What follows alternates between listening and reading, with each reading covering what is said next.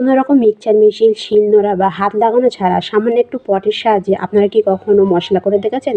তা সেরকমই কিছু অসাধারণ ঘরোয়া টিপস শেয়ার করব। আশা করছি টিপসগুলো আপনাদের অনেকটা কাজে আসবে। তো দেখুন, আমাদের প্রত্যেক গৃহিণীদের বেশিরভাগ সময় কেটে যায় রান্নাঘরে। আর এই রান্নাঘরের কাজ যদি আমরা একটু বুদ্ধি খাটিয়ে করতে পারি, তো অল্প সময়ের মধ্যে আমরা সমস্ত কাজ কিন্তু করে নিতে পারবো এবং নিজেদের জন্য অনেকটা টাইমও কিন্তু আমরা বার করে নিতে পারবো। তা সেরকমই কিছু অসাধারণ ঘরোয়া টোটকা শেয়ার করব। তা চলুন চলে যাই প্রথম টিপসে। তা দেখুন, এখানে আমি নিয়ে নিয়েছি কিছুটা চা পাতা। আমরা প্রত্যেকে কিন্তু চা খাই, আর চা খাওয়ার পর আমরা এই লিকারটা কিন্তু ফেলে দিই, কিন্তু এই চায়ের লিকার ফেলে না দিয়ে এটা দিয়ে আমরা অনেক বড় একটা কাজ করে নিতে পারি, যেটা কিন্তু আমরা পয়সা দিয়ে আমাদের কিনতে হয়। তা কী কাজ? তা দেখুন, প্রথমে আমি নিয়ে নিচ্ছি চায়ের লিকার। তা আপনারা এর থেকে বেশিও নিতে পারেন, আমি অল্প একটু করে দেখাচ্ছি। তো এভাবে চায়ের লিকার নেওয়ার পর তারপর একটা ছেনিতে নিয়ে নেবেন। নেওয়ার পর তারপর আপনারা একটা ভারী কিছু দিয়ে এই চায়ের লিকারটা ভালোভাবে কিন্তু একদম পেস্ট করে দেবেন, একদম যেন দানার ভাব না থাকে। এরকম একটু মারলে দেখবেন এটা খুব সুন্দরভাবে কিন্তু পেস্ট হয়ে যাবে। তো এটা আমি কিছুক্ষণ এটা ভালোভাবে একটু পেস্ট করে নেবো। নেওয়ার পর তারপরে আমি আপনাদের দেখাচ্ছি এটা কী করি। তা দেখুন, এখানে কিন্তু আমার ভালোভাবে পেস্ট করা হয়ে গেছে। করার পর এতে আপনারা দিয়ে দেবেন বাড়িতে থাকা সামান্য দুটো জিনিস, যেটা দেওয়ার পর দেখবেন এটা অসাধারণ একটা জিনিস কিন্তু তৈরি হয়ে যাবে। তা কী? তো এখানে দেখুন, প্রথমে আমি নিয়ে নিয়েছি হলুদ গুঁড়ো। হলুদ গুঁড়ো আমাদের প্রত্যেকের বাড়িতে কিন্তু থাকে। তো এখানে আমি সামান্য একটু হলুদ গুঁড়ো কিন্তু দিয়ে দিয়েছি। তা হলুদ গুঁড়োটা দেওয়ার পর তারপর আপনারা কী করবেন, নিয়ে নেবেন চুন। চুনও কিন্তু আমাদের প্রত্যেকের বাড়িতে খাই, যে চুন আমরা পান খাই, পানে দিয়ে খাই, সেই চুন কিন্তু আমি এখানে নিয়ে নিয়েছি। চুন আর হলুদ গুঁড়ো দেওয়ার পর এতে আপনারা সামান্য একটু জল বা চাও আপনারা কিন্তু দিতে পারেন। তা দেওয়ার পর এটা ভালোভাবে একটু মিশিয়ে নেবেন। এটা মিশিয়ে নেওয়ার পর এটা আপনারা কী কাজে ইউজ করবেন? তো দেখুন, আমরা কিন্তু প্রত্যেকে বাজার থেকে মেহেন্দি কিনে হাতে লাগাই। তো এভাবে কিন্তু প্রাকৃতিকভাবে আমরা কিন্তু মেহেন্দি কিন্তু বানিয়ে নিতে পারি। তা আপনারা কী করবেন, প্রথমে ভালোভাবে এইভাবে 3টে জিনিস ভালোভাবে এইভাবে হাত দিয়ে মিশিয়ে নেবেন। এভাবে হাত দিয়ে মিশিয়ে তারপর এটা আপনারা হাতে লাগাবেন। এটা হাতে লাগিয়ে আপনারা 10 থেকে 15 মিনিট রাখবেন। 15 মিনিট রাখলে দেখবেন এটা একদম খুব সুন্দরভাবে, একদম মেহেন্দি লাগালে যেমন লাল হয় সেরকমই ঠিক লাল হয়ে যাবে।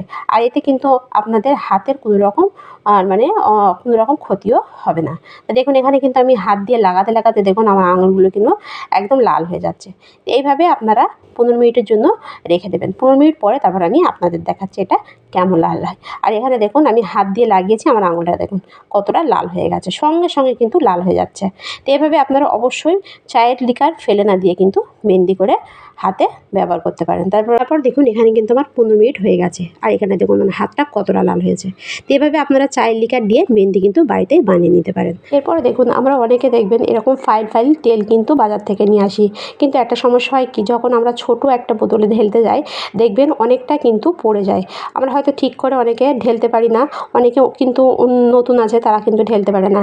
তা খুব সহজে আপনারা কীভাবে ঢেলবেন, ঢেললে কিন্তু এক ফোঁটাও তেল আপনারা দেখবেন নিচে পড়বে না। তা কী করবেন, নিয়ে নেবেন একটা চামচ। এরকম ছোট্ট একটা চামচ নিয়ে আপনারা যে বোতলে ঢেলবেন, এরকম ধরো ছোটো বোতলে আপনারা ঢেলছেন, সেই ছোটো বোতলের মধ্যে আপনারা এই চামচটা এভাবে ঢুকিয়ে দেবেন। এভাবে দেখুন, এভাবে ঢুকিয়ে দিয়ে তারপর আপনারা তেলটা এভাবে ঢেলবেন। এভাবে ঢেললে দেখবেন খুব সুন্দরভাবে কিন্তু একটা বোতল থেকে তেল আর একটা বোতলে কিন্তু ঢালাও যাবে, আর এক ফোঁটাও তেল কিন্তু মাটিতে পড়বে না। দেখুন, আমি আপনাদের সামনে কিন্তু ঢেলছি আর কত সুন্দরভাবে তেলটা কিন্তু ঢালা যাচ্ছে। তো অসাধারণ একটা টিপস, এটাও চাইলে আপনি কিন্তু ফলো করে দেখতে পারেন। এরপরে দেখুন, আমরা প্রত্যেকে কিন্তু নেল পালিশ করতে ভালোবাসি, কিন্তু নেল পালিশ পরার সময় একটা সমস্যা হয় কি, দেখবেন হঠাৎ করে ভুলবশত হলেও হাত থেকে নেল পালিশ কিন্তু এরকম আমাদের ফ্লোরের উপর বা মেঝের উপর পড়ে যায়। তো এটা কিন্তু আমরা যখন কাপড় দিয়ে মুছি দেখবেন দাগটা কিন্তু মেঝের উপর থেকে যায়। এটা আমরা সাবান সার্ফ দিয়ে ডলাডলি করলেও কিন্তু খুব সহজে ওঠে না। তো আজকে আমি আপনাদের দেখাবো খুব সহজে আপনারা এটা কীভাবে তুলবেন কোনো রকম সাবান সার্ফ ছাড়া। তা আপনারা নিয়ে নেবেন লবণ। যখন দেখবেন নেল পালিশটা পড়েছে তখন ওই নেল পালিশের উপর এভাবে হালকা একটু লবণ দেবেন। লবণ দিয়ে বাড়িতে থাকা খারাপ একটা ব্রাশ দিয়ে এইভাবে ঘষবেন, হালকা হাতে ঘষবেন, দেখবেন খুব সুন্দরভাবে কিন্তু নেল পালিশটা উঠে যাবে। এখানে আর একটু দাগ কিন্তু লেগে থাকবে না। তা দেখুন, এখানে কিন্তু আমি আপনাদের সামনে কিন্তু করে দেখাচ্ছি। নেল পালিশটা দেখুন খুব সুন্দরভাবে উঠে গেছে, দেখুন একদম দাগ কিন্তু নেই। আর আপনারা যদি কাপড় দিয়ে মোছেন এখানে কিন্তু দাগটা থেকে যেত। আর দেখুন, অসাধারণ একটা টিপস, এটাও চাইলে আপনারা কিন্তু ফলো করে দেখতে পারেন। এরপরে চলে আমি আরেকটা টিপসে। তো দেখুন আমাদের প্রত্যেকের বাড়িতে আমরা সন্ধ্যা হলে দেখবেন এরকম ধরনের মশা মারা ধূপ বলুন বা এমনি ধূপ আমাদের প্রত্যেকের বাড়িতে আমরা জ্বালাই। তা দেখবেন একটা সমস্যা হয় কি, এই ধূপের গন্ধ আমাদের বাড়িতে থাকা বয়স্কদের বা আমাদের বাচ্চারা অনেকে দেখবেন সহ্য করতে পারে না, বা এই ধূপের গন্ধ আমাদের নাকে গেলে দেখবেন আমাদের শরীরের অনেকটা স্বাস্থ্যের ক্ষতি হয়। এজন্য হয়তো অনেকে আমরা বাড়িতে জ্বালাই না। তাই এটা আপনারা কীভাবে জ্বালালে আপনাদের কোনো রকম স্বাস্থ্যের ক্ষতিও হবে না, বা এর গন্ধ কিন্তু আপনাদের বা আপনাদের বাচ্চাদের কিন্তু শরীরে পৌঁছাবে না। তা আপনারা যখন এটা জ্বালাবেন নিয়ে নেবেন একটু বাম, অমৃতাঞ্জন বা যে কোনো একটা ভিক্স আপনারা নিতে পারেন। নিয়ে আপনারা এটা জ্বালানোর আগে এর গায়ে একটু এভাবে লাগিয়ে দেবেন। এভাবে লাগিয়ে দিয়ে এটা যদি আপনারা ধরান তাহলে দেখবেন এর এর থেকে যে বাজে গন্ধটা নিগৃহীত হয় সেটা কিন্তু আর হবে না। এটা জ্বালালে কিন্তু ভিক্সের বা এই অমৃতাঞ্জনের গন্ধটাই কিন্তু আপনাদের ঘরের মধ্যে থাকবে। আর এতে আপনাদের স্বাস্থ্যের কিন্তু কোনো রকম ক্ষতি হবে না। তো অসাধারণ একটা টিপস, এটাও চাইলে আপনারা কিন্তু ফলো করে দেখতে পারেন। এরপর দেখুন আমরা প্রত্যেকেই কিন্তু এখন মশলা মিক্সার জারে পেস্ট করি। কিন্তু মিক্সার জারে পেস্ট করার সময় একটা সমস্যা হয় কি, হঠাৎ যখন কারেন্ট থাকে না আমাদের মশলা করতে কিন্তু অনেকটাই মানে অসুবিধা হয়। আর যেহেতু এখন কিন্তু শিলনোড়ার চলত এখন মানে নেই, শিলনোড়ার চল কিন্তু উঠেই গেছে। তা আপনারা মিক্সচার মেশিন বা শিলনোড়া ছাড়া এই মশলা কিন্তু সামান্য একটা পট দিয়ে একেবারে মিক্সার মেশিনের মতন কিন্তু করে নিতে পারেন। তা কীভাবে? তা আপনারা একটা জলের পট বা এরকম ছোটো পট কেটে নেবেন। এভাবে কেটে নিয়ে আপনারা যাবতীয় মশলা এভাবে কিন্তু এর মধ্যে ঢুকিয়ে দেবেন। এভাবে ঢুকিয়ে দিয়ে তারপর আপনারা নিয়ে নেবেন একটা বেলুন দিয়ে এভাবে একটু আস্তে আস্তে মারলে দেখবেন মশলাটা একদম কিন্তু সুন্দরভাবে যেরকম আমরা শিলনোড়াতে বাটলে যেরকম হয় বা মিক্সার জারে বাটলে যেরকম হয় সেরকম কিন্তু হয়ে যাবে। তো এভাবে কিছুক্ষণ করার পর দেখবেন মশলাটা একদম কিন্তু তলায় চলে যাবে।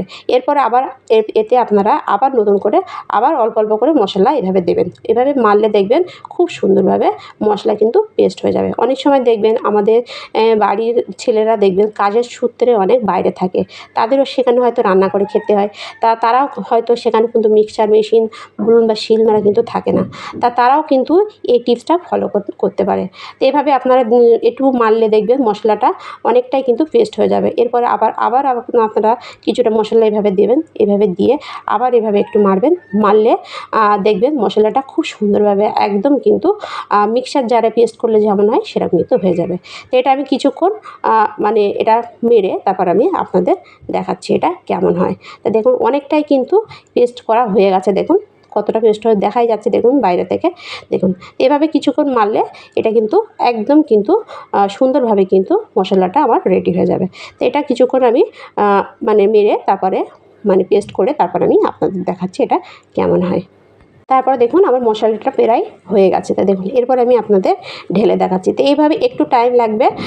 এটা টাইম করে একটু এভাবে আপনারা একটা বেলুন চাকি দিয়ে মারলে দেখবেন এটা খুব সুন্দরভাবে কিন্তু একদম মশলাটা রেডি হয়ে যাবে। তো এটা আমি সরিয়ে নিচ্ছি। সরিয়ে নিয়ে আমি এটা ঢেলে আপনাদের দেখাচ্ছি এটা পেস্ট হয়েছে কিনা। তা দেখুন কত সুন্দরভাবে একদম কিন্তু শিলনোড়া বা মিক্সচার মেশিন নিয়ে পিষলে যেরকম হয় সেরকম কিন্তু একদম মশলাটা রেডি হয়ে গেছে।